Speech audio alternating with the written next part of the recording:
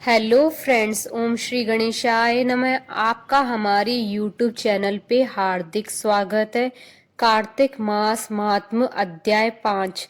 सब प्रकार के विघ्नों का नाश करने वाले, सारी सृष्टि का पालन करने वाले श्री गणेश जी, ज्ञान की दाता देवी श्री सरस्वती जी, सब पुराणों के कर्ता श्री व्यास जी तथा गुरुदेव के चरण कमलों में नमस्कार करके भगवान की श्रद्धा और भक्ति रस में डूबे हुए कार्तिक मास की कथा कहती हूँ। कार्तिक मास महात्म्य अध्याय 5 प्रारंभ। प्रभु मुझे सहारा है तेरा, जग के पालनहार, कार्तिक मास महात्म की कथा करूं विस्तार। राजा पृथु बोले, हे नारद जी, आपने कार्तिक मास में स्नान का फल कहा, अब अन्य मासों में विधि पूर्वक स्नान करने की विधि, नियम और उद्यापन की विधि भी बतलाइए। देवर्षि नारद ने कहा, हे राजन, आप भगवान विष्णु के अंश से उत्पन्न हुए हैं, अतः यह बात आपको ज्ञाति है, फिर भी मैं आपको यथाचित विधान बतलाता हूँ। अश्विन माह में शुक्ल पक्ष की एकादशी से कार्तिक के व्रत करने चाहिए। ब्रह्म मुहूर्त में उठकर जल का पात्र लेकर गांव से बाहर पूर्व या उत्तर दिशा में जाना चाहिए। दिन में या सायंकाल में कान में जनेऊ चढ़ाकर, पृथ्वी पर घास बिछाकर, सिर को वस्त्र से ढककर, मुंह को भली भांति बंद करके, थूक व सांस को रोककर मल व मूत्र को त्याग करना चाहिए। उसके बाद जो मनुष्य मुख शुद्धि नहीं करता है, उसे किसी भी मंत्र का फल प्राप्त नहीं होता है। अतः दांत और जीभ को पूर्ण रूप से शुद्ध करना चाहिए और मंत्र का उच्चारण करते हुए दांतुन तोड़नी चाहिए। हे वनस्पते, आप मुझे आयु, कीर्ति, तेज, प्रज्ञा, पशु संपत्ति, महाज्ञान, बुद्धि और विद्या प्रदान करो।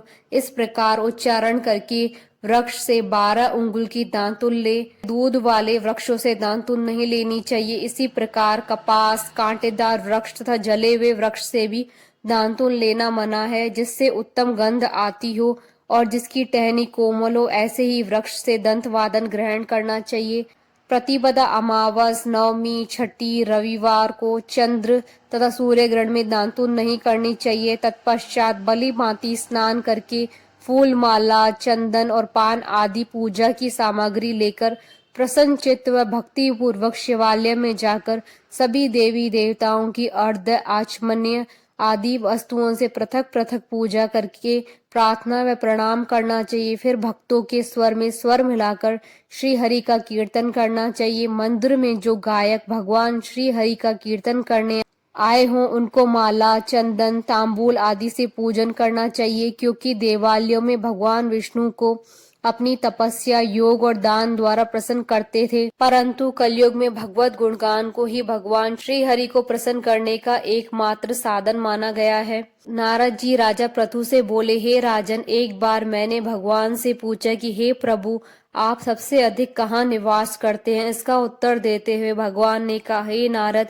मैं वैकुंठ या योगियों के हृदय में निवास नहीं करता हूँ, अपितु जहाँ मेरे भक्त मेरा कीर्तन करते हैं, मैं वहाँ अवश्य निवास करता हूँ।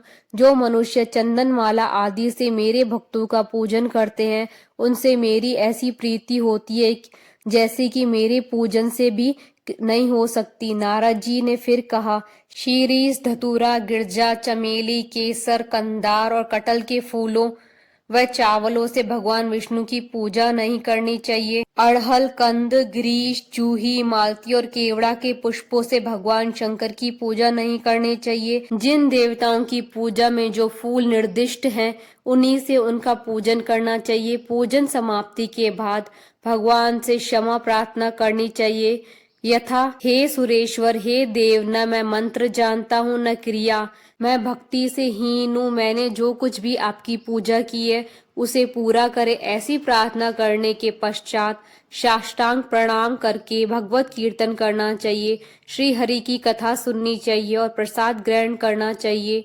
जो मनुष्य उपरोक्त विधि के अनुसार कार्तिक का व्रत अनुष्ठान करते हैं, वह जगत के सभी सुखों को भोगते हुए अंत में मुक्ति को प्राप्त करते हैं। इति श्री कार्तिक महात्म्य अध्याय 5वां संपूर्ण। बोलिए भगवान विष्णु की जय, सनातन धर्म की जय। आशा करती हूँ कि आपको कार्तिक मास महात्म्य कथा अध्याय 5 का ये वीडियो पसंद आया होगा, तो इस वीडियो को अधिक से अधिक लाइक और शेयर कीजिएगा ताकि सभी भक्तों को इस वीडियो का लाभ प्राप्त हो सके। आप हमारे चैनल को सब्सक्राइब जरूर कीजिएगा, साथ ही नोटिफिकेशन बेल को दबाना ना भूलिएगा ताकि नए वीडियो से रिलेटेड नोटिफिकेशन तुरंत आपको प्राप्त हो। श्री गणेशाय नमः।